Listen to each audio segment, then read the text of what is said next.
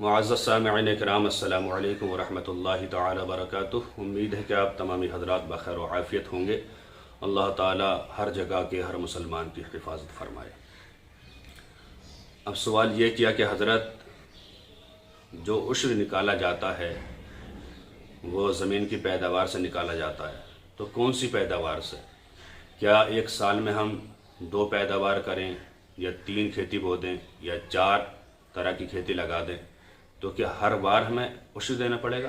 جی ہاں، ایک سال میں یا ایک مہینے میں یا کتنے بھی دن میں آپ کی فصل تیار ہو کے کٹ کے گھر آ جائے تو اس میں ضرور آپ کو عشر دینا پڑے گا۔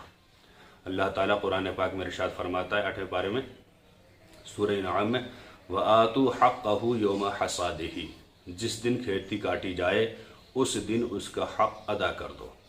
مفسرین کرام نے لکھا ہے کہ یہاں حق سے مراد عشر ادا کرنا ہے، تو پتہ چلا کہ جو بھی کھیتی ہوگی اس کا عشر دینا پڑے گا۔ اور علامہ ابن عابدین شامی علیہ الرحمہ اپنی کتاب رد المحتار جلد نمبر 3 صفحہ نمبر 313 پر ارشاد فرماتے ہیں، لو اخرجت الارض مرارا وجب فی کل مرۃ لاطلاق النصوص عن قید الدخول لأن العشر فی الخارج حقیقۃ فیتکرر بتکررہ۔ فرماتے کہ جب جب زمین تمہیں پیداوار دے جتنی مرتبہ، تو ہر مرتبہ عشر نکالنا واجب ہے۔